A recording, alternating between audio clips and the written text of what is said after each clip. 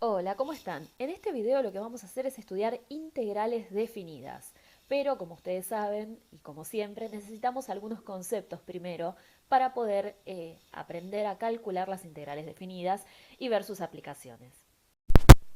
Arranquemos primero por el concepto de notación sigma. Sigma es una letra griega, en este caso vamos a ver la sigma mayúscula, que en general significa sumatoria. Entonces, en este caso, lo que queremos ver es cómo se escribe la sumatoria o suma de n términos, ¿sí? Esos n términos que serían, en este caso, nuestros n términos serían el a1, el a2, el a3, hasta el a sub n. Entonces, nuestra suma arranca de un valor, ¿sí? Que es i igual a 1, ¿sí? El índice i indica quiénes van a ser los términos que voy a sumar, y en este caso la suma termina en un valor igual a n. O sea, tenemos en qué valor arranca y en qué valor termina, y entonces tenemos un índice que nos dice cuáles son los términos que estamos sumando. En este caso el índice es i. Entonces nos queda el término 1, el 2, el 3, el 4, el 5, el 6, todos esos que no escribimos, hasta el enésimo término. Como les decía, el i es el índice de la suma, ¿sí? El a sub i es el iésimo término de la suma y los límites superior e inferior son entre n y 1. Veamos algunos ejemplos con nuestra notación sigma. Supongamos que queremos sumar desde i igual a 1 hasta 6 el término i. Eso significa que voy a sumar el 1 más el 2 más el 3 más el 4 más el 5 más el 6. Por supuesto puedo calcular el resultado de esta suma, a ver cuánto da, si es lo que deseo, pero en este caso solo queremos ver la notación. Como segundo ejemplo, veamos si queremos sumar el término desde i igual 0 hasta 5, ¿sí? Iésimo más 1. Entonces, arranquemos por el 0. 0 más 1, 1. ¿Sí? Arranquemos por el término 1. 1 más 1, 2. El término que le sigue, el término 2. 2 más 1, 3. Y así sucesivamente todos los términos. Si queremos algo un poco más complejo, vamos a ver el ejercicio C. Aquí supongamos que queremos sumar el término j cuadrado, desde j igual a 3 hasta 7. Entonces el primer término es el 3. Así que ponemos 3 al cuadrado, como nos dice la expresión, más el término que le sigue, 4 al cuadrado, 5 al cuadrado, 6 al cuadrado, hasta el término 7 al cuadrado. Incluso podemos tener expresiones más complejas todavía. Supongamos que queremos sumar, ¿sí?, el término desde k igual 1 hasta n de 1 sobre n, ¿sí?, multiplicado por k cuadrado más 1. Entonces eso es 1 sobre n, ¿sí?, por 1 al cuadrado más 1, más 1 sobre n por 2 al cuadrado más 1, más 3, más 1 sobre n por 3 al cuadrado más 1, y así sucesivamente hasta el 1 sobre n, ¿sí?, por n cuadrado más 1. Finalmente, miremos en el último término si queremos sumar algo como f de x sub i por delta x. Este va a ser el que nos interese. Entonces le vamos a prestar un poco más de atención. Entonces, si queremos hacer la sumatoria de estos términos, fíjense que sería desde i igual 1 hasta n, f de x y por delta x. Entonces sería f de x1 por delta x, f de x2 por delta x, f de x3 por delta x, y así sucesivamente hasta f de xn por delta x. Pero ¿por qué estamos viendo todo esto de la notación sigma? ¿Para qué la vamos a necesitar? ¿Qué queremos hacer con ella? Bueno, la idea es que, si me dan un tiempito, les voy a poder juntar los piolines y vamos a poder atar cabos. Entonces, en primer lugar, ¿sí?, el objetivo de lo que estamos estudiando hoy es poder obtener, ¿sí?, la región guardada, ¿sí?, abajo de una curva. O sea, vamos a querer calcular, en general, el objetivo del problema que vamos a tener es querer calcular superficies, ¿sí?, entre dos límites, un límite A y un límite B, ¿sí?, debajo de la curva dada por una función f. Ese va a ser nuestro objetivo. Entonces, a ver, pensemos algunas ideas o algunas estrategias para poder calcular esta superficie que nos permitan ir aproximándonos al valor real de lo que sería el área bajo la curva. Por ejemplo, tomemos una feta de esa región. Entonces tomemos una feta de tamaño sugestivamente llamado delta x. Entonces, si nosotros tomamos una feta, podríamos quedarnos o por debajo del valor de la función, ¿sí?, que en este caso sería f, ¿sí?, de mi chiquito, o sea, porque me fijo cuál es el valor mínimo, ¿sí?, que toma la función en ese intervalo y me quedo con un rectangulito por debajo del valor.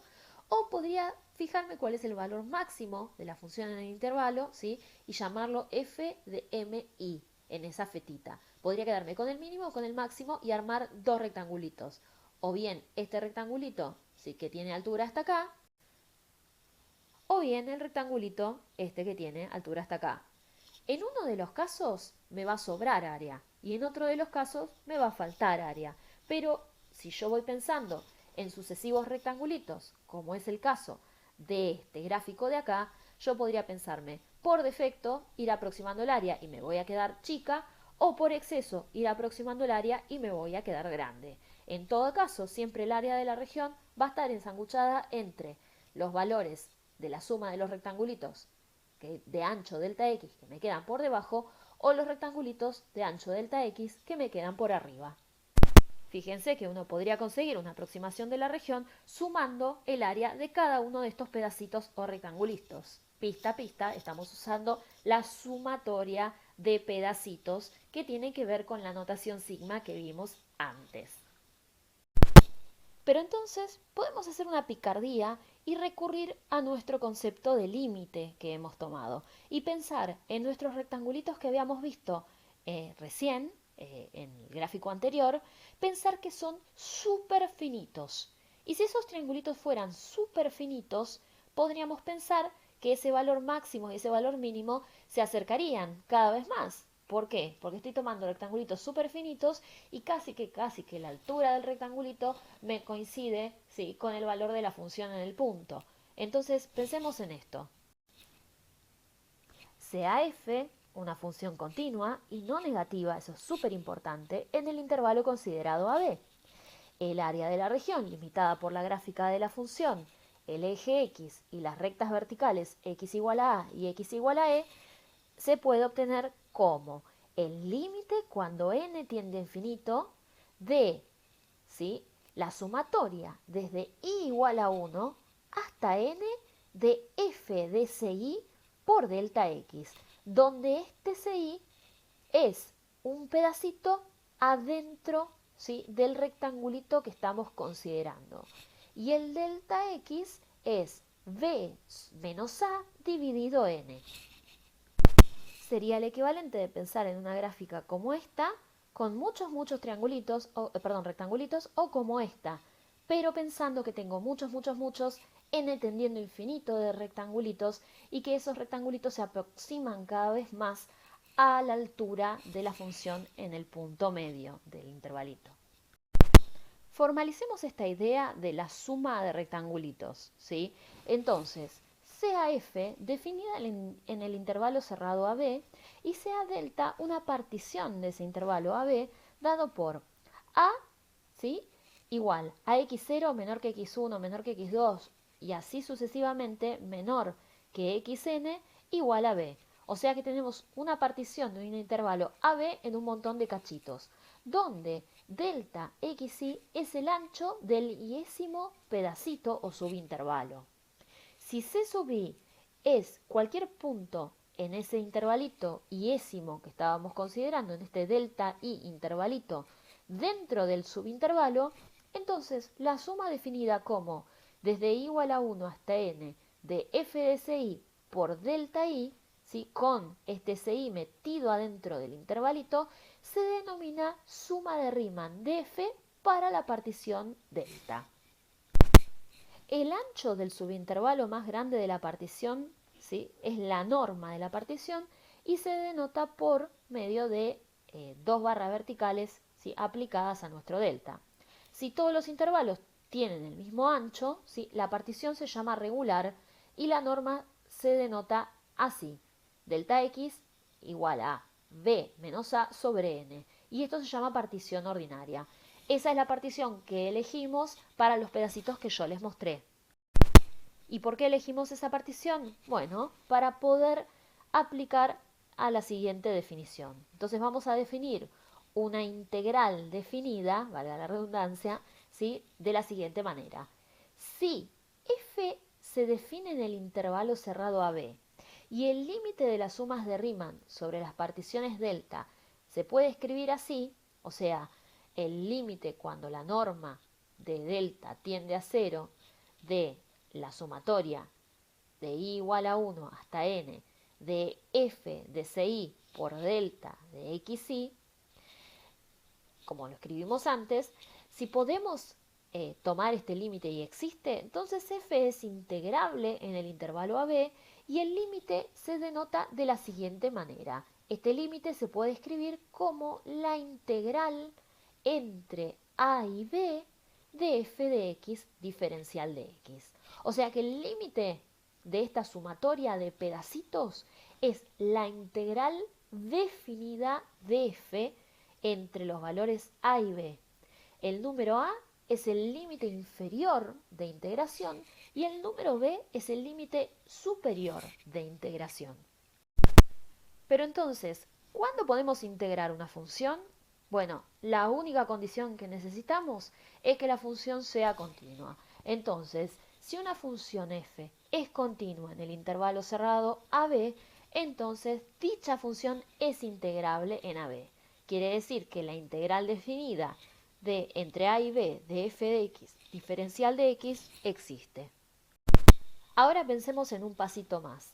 Si la función f es continua y no negativa, y esto es súper importante, o sea que la función no va por abajo del eje x, en el intervalo cerrado AB, entonces el área de la región acotada de la gráfica de f del eje x y de las rectas verticales x igual a a y x igual a b es igual a la integral definida. ¿Correcto? El área es igual a la integral definida entre a y b de f de x diferencial de x siempre y cuando la función sea continua y además no negativa en el intervalo. Esto es como en el gráfico que les voy a mostrar ahora.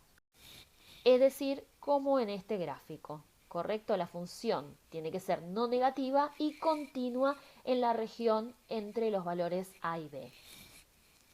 ¿Sí? O sea, de esta manera, como ya lo habíamos visto antes. Ahora, la definición de integral definida, ¿sí?, de la función en el intervalo a-b especifica que a tiene que ser menor que b. Pero ahora, por ejemplo, sería conveniente extender esta definición para cubrir casos en los cuales a sea igual a b o a sea mayor que b.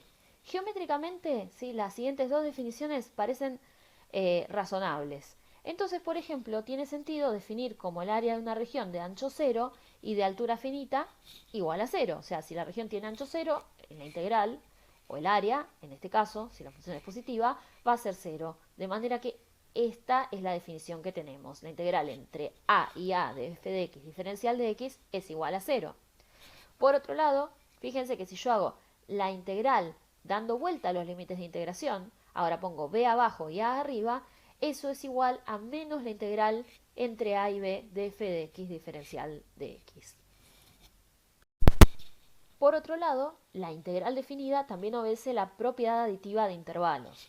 ¿Qué quiere decir eso? Que si f es integrable en los tres intervalos cerrados definidos por a, b y c, entonces la integral entre a y b de f de x la puedo separar entre la integral entre a y c de f de x y la integral entre c y b de f de x. O sea, considerando que los intervalos a y b contienen adentro el punto c, de manera que nos quede de A hasta C un intervalo y luego de C a B otro intervalo.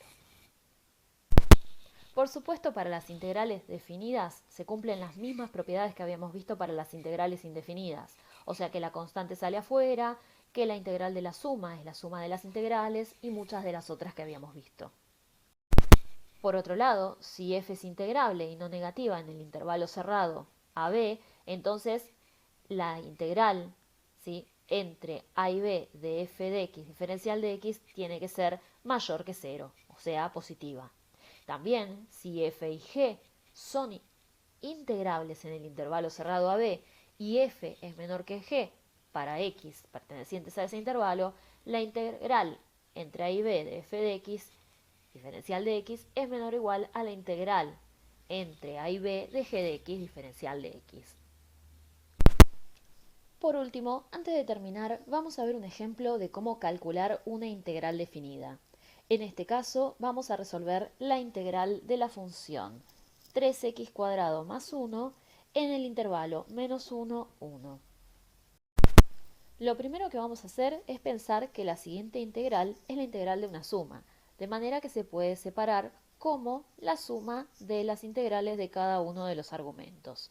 O sea que tenemos la integral de 3x al cuadrado diferencial de x evaluado entre menos 1 y 1 y la integral entre menos 1 y 1 de 1 por diferencial de x. ¿Correcto? Resolvamos la integral de cada uno de los términos y después hagamos la evaluación de la misma. En este caso, la integral del primer término me da 3, ¿sí?, por x al cubo sobre 3, ¿sí?, más una constante que no la voy a poner porque después con las integrales definidas no la voy a necesitar, ¿sí?, más la integral, ¿sí?, del término 1 diferencial de x. ¿Qué me da eso? X directamente. Toda esta integral indefinida, ¿sí?, si yo le sumase una constante como corresponde, después van a ver que efectivamente no es necesario. Pero vamos a ponerlo. Por las dudas vamos a sostenerlo para que nadie se pierda. Entonces tengo que evaluar esta integral ahora entre los límites de integración. ¿Sí? Ahora, esto que ven acá es una barra recta, ya no es el símbolo de integral de la S. ¿Sí? Vamos a escribirla bien para que ustedes no se confundan. ¿Sí? Esto que teníamos acá es una barra vertical. Así, tic, que significa evalúo entre 1 y menos 1. En este caso lo que tengo que hacer es evaluar en el límite superior, o sea que esta integral que tenía, si ustedes me dan permiso, acá podíamos haber simplificado, ¿sí?, de manera que esto me queda la expresión x cubo más x más c, ¿sí?, toda esta expresión evaluada entre menos 1 y 1. De manera que esto es 1 al cubo más 1 más c menos, y ojo acá que les cuesta mucho a ustedes el tema de los paréntesis, ¿sí?, menos 1 al cubo menos, ¿sí?, 1 más c. Tenemos que tener extra cuidado con el tema de los signos para no hacer lío, ¿correcto? Entonces, cuando yo resuelva esto, esto me va a dar 1 al cubo 1 más 1, 2 más c. Entonces esto es 2 más c menos, ¿sí?, ¿qué tengo acá? Menos 1 al cubo es menos 1, menos otra es menos 2 más c. ¿Correcto? ¿Y qué me da esto? Me da 2 más c menos por menos más 2 menos c. Entonces ve que c con c se me va y 2 más 2 me queda 4. De manera que el resultado de la integral definida es un número y en este caso ese número me da 4. Y como en las integrales definidas siempre estoy considerando una constante que después voy a restar, porque siempre me va a quedar menos el término para restar esa constante, podría efectivamente no haberla escrito desde el principio. Solamente válido para las integrales definidas.